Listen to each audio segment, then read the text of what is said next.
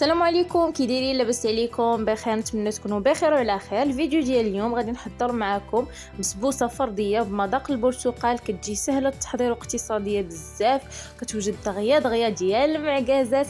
نبداو ان شاء الله بالمقادير والطريقه. بسم الله. بالنسبه للمقادير غادي نحتاج 2 ديال البيضات، كاس الا ربع ديال سكر سنيده، كاس الا ربع زيت نباتيه، كاس ديال عصير البرتقال،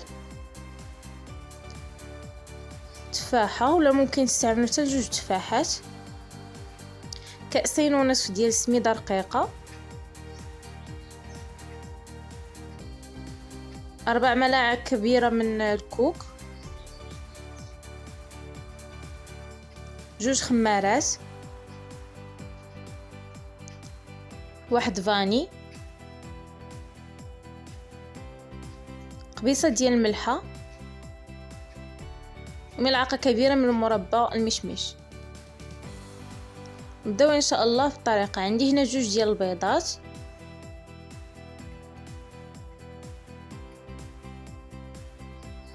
غادي نضيف عليهم الكاس الا ربع ديال سنيده ونخلط هكا مزيان.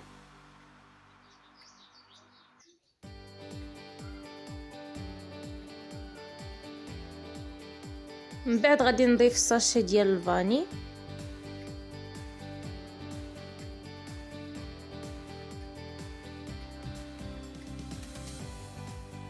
وما نساوش القبيصه ديال الملحه،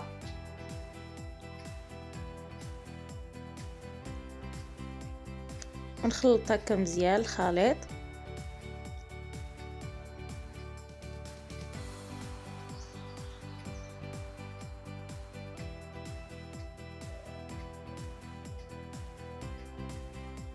من بعد غادي نزيد عليهم كاس الا ربع زيت نباتيه مع التخليط مستمر.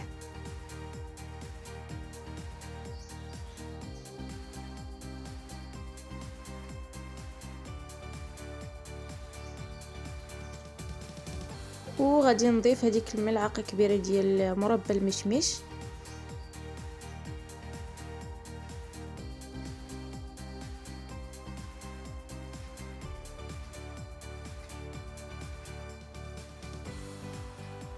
وغادي نزيد كاس ديال عصير الليمون،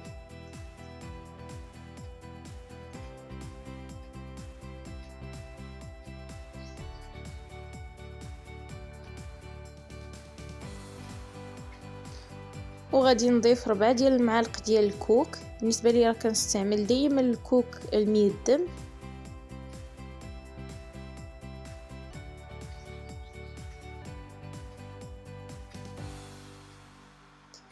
وغادي نخلطو بحال هكا.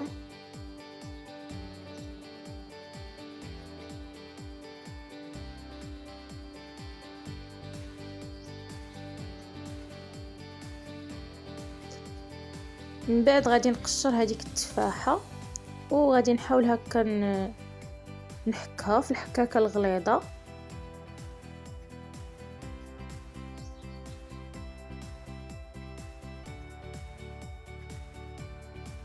يعني التفاحه المحكوكه كتجي روعه في هاد البسبوسه، كتجي غزاله، كتعطي واحد المذاق رائع. غادي نزيد هكا على الخليط وغادي نخلط.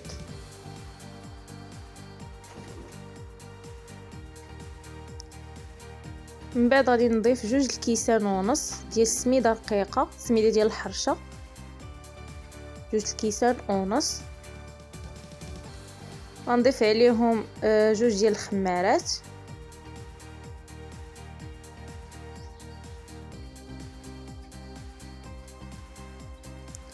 وغادي نخلط هكا الخليط.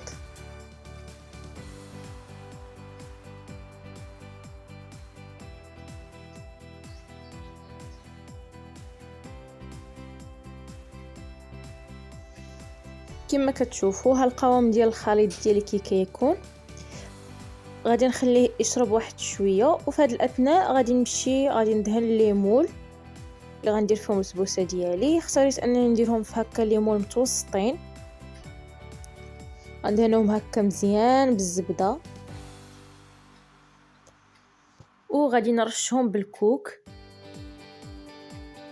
ولا ممكن تستعملوا السميده، ولكن انا الصراحه كنفضل الكوك كما كتشوفوا. غندهنوا الجوانب والوسط ديال المول وكلشي باش هكا ما تلصقش لينا. دهنوها هكا مزيان بالزبده ورشوا عليها الكوك.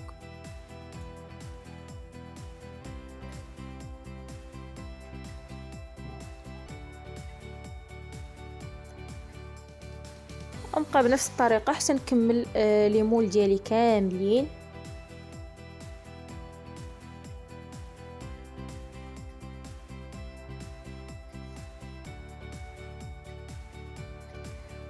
ممكن انكم ديروها هكا في مول كبير.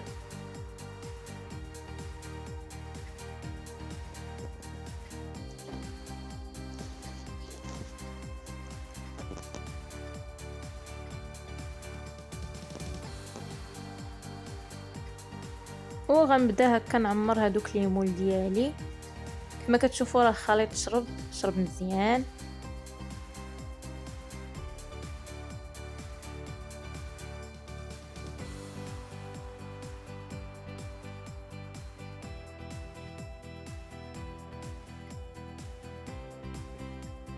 حاولوا ما تعمروهمش بزاف حيت مازال غيتنفخوا واحد شويه، يعني ديروا قياس واحد معلقه ونص صغيره في كل مول. بالنسبه للحجم ديال المول اللي عندي انا، عندي متوسطين، ما صغارش وما كبارش.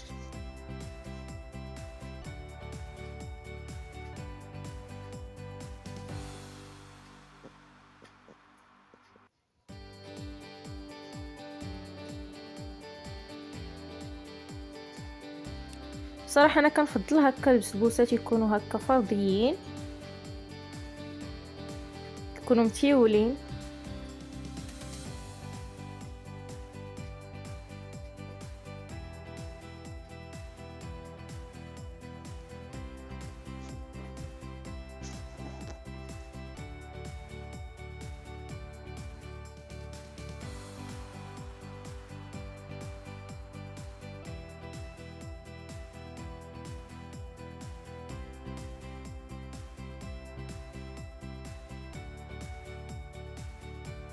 وهما البسبوسات ديالي من بعد ما عمرتهم غادي نزيد عليهم لوز ايفيلي ولا الكاوكاو ايفيلي من الفوق قبل ما طيب.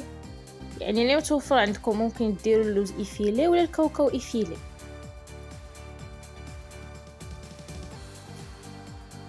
يعني ما نعاودش لكم هاد البسبوسات شحال جاو غزالين، غير جربوهم ما غاديش تندموا عليهم.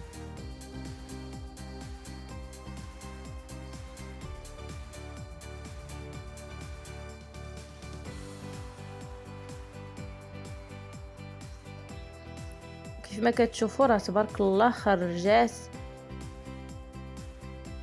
اقتصاديه بزاف.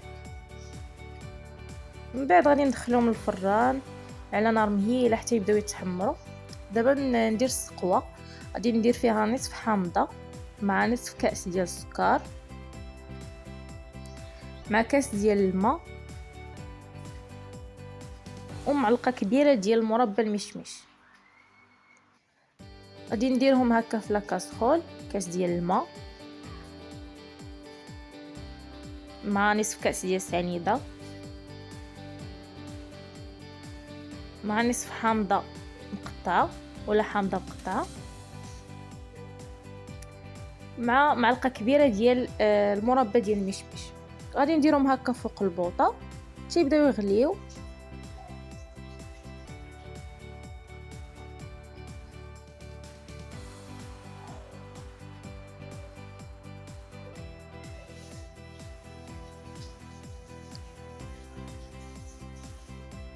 وغادي نخلي السقوه هكا تبرد قبل ما نديرها في فوق البسبوسه، حيت البسبوسه خاصها تكون سخونه والسقوه بارده. ولا ممكن تخليو هكا البسبوسه بارد حتى تبرد والسقوه تكون سخونه. المهم واحد يكون سخون واحد يكون بارد باش هكا تشرب لينا بسبوسه مزيان.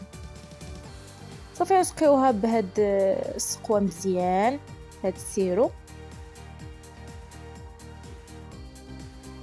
راه دغيا كطيب في الفران، ردوا معها البال ها كتحمر من الجناب. صافي كنحيدوها.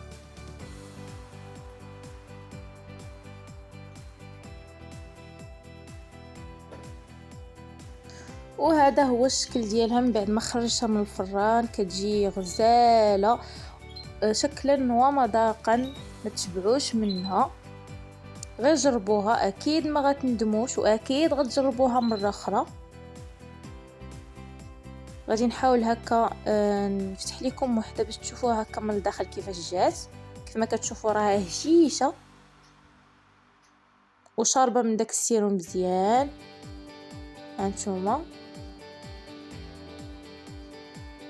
وهذه كانت الوصفه ديال اليوم. ما بقى لي غير نقول لكم استودعكم الله الذي لا تضيع ودائع. نتلاقاو ان شاء الله في وصفه جديده وفيديو جديد.